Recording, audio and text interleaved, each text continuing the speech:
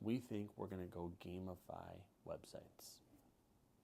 That was at the time where Farmville, WordPress, AdSense, so basically sites as like a mommy blogger, that phase of the internet where it was very much about like gamifying a system. So we thought gamifying websites was a huge thing, right? Because if you built on WordPress or any of the other platforms at that time, people start and just don't finish. So instead of allowing people any thousands of templates and designs to choose from, we basically said you have one template, and until you do the next thing, until you do the thing, you can't unlock to the next thing. So what happened was, instead of getting bloggers, we got a ton of small businesses that started using the platform.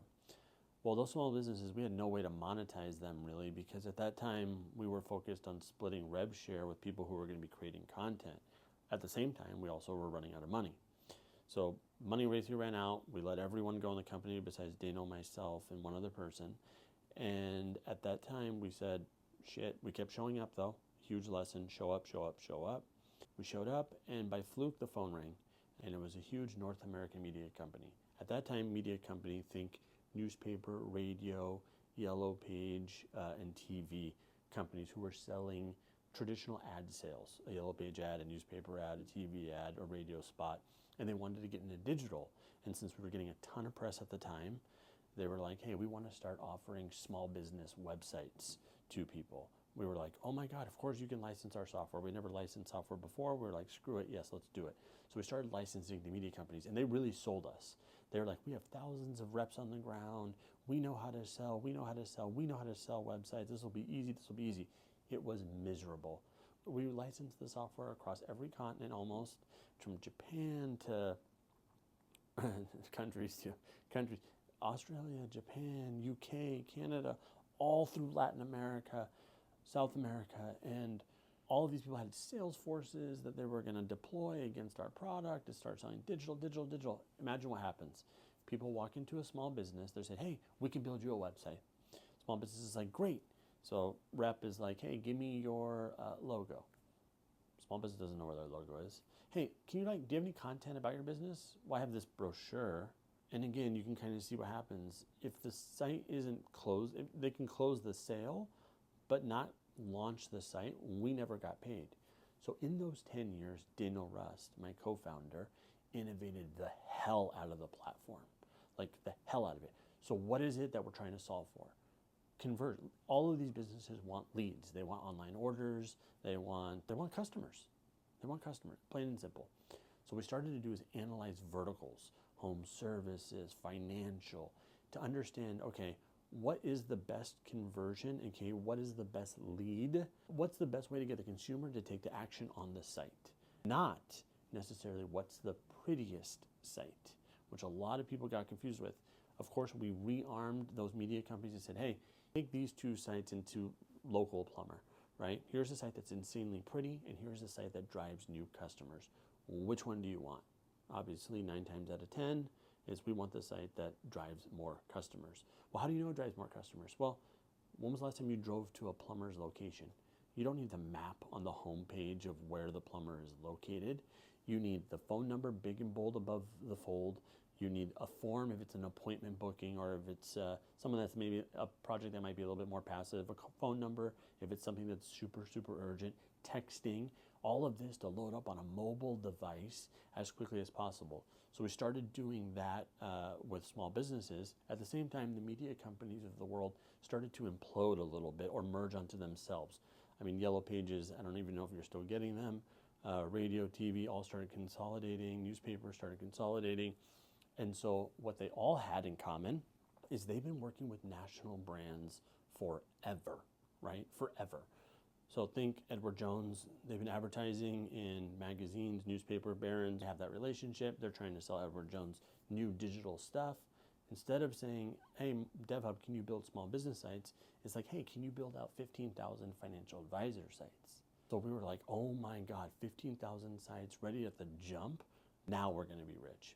But because we had always licensed the software previous to that, those 10 years, we basically started to license it to companies that worked with like the Edward Joneses of the world, the A&W restaurants, the Red Robins, the Nike's, Chanel's of the world, the Chicos of the world, all of those, right? And we started licensing the companies that service those companies. Those we started selling through partners.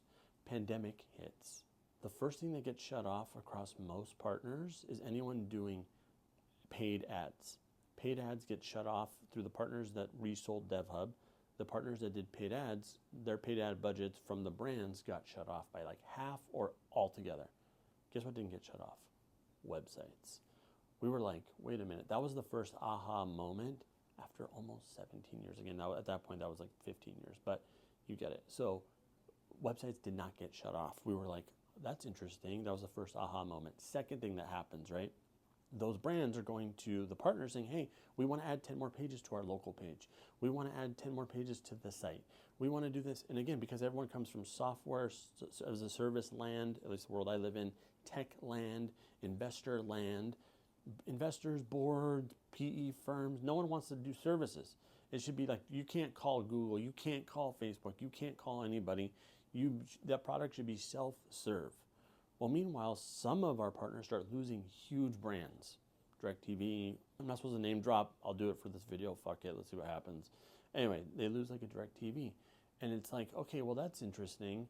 We can the DevHub platform is totally built to handle building 3 more pages. I mean, at that point, we've had over 1 million sites migrated to us from all these platforms from the media company days, whatnot. We've migrated even like a GeoCities, if you remember that, dating myself.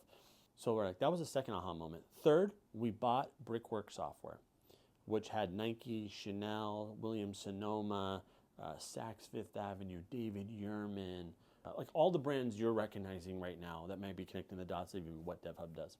And so when we saw that and the value of every dollar a customer spends online for if you can bring them in store. So any online consumer that you convert into a lead is worth a lot, but they're doing that conversion truly on a website. Paid ads, advanced SEO, all those things are ways to generate people to the website. The website is truly the hub for all digital marketing. To bring you to that point is the end of 2022. We, going into 2023, decide, you know what? We're going direct to brand. Having an exceptional website built by DevHub is what makes the difference for your entire digital marketing stack, not commoditizing the website alongside of 5 other, 6 other marketing tools that you may or may not need or are not even built for your vertical. And so once that happened, that's when DevHub started really blowing up. These last 14 months, we've closed these brands, and it's gotten way more fun. And I can show up on this video, do this series, and tell you what we do versus having always been behind the scenes of partners. There's a ton of lessons in there, from a scarcity broke mindset to a mindset of abundance, a mindset of like you need to be in control of your own destiny. And so hopefully that is what shines through this Confessions of a Small-Time CEO. Like and subscribe below if you like this first episode.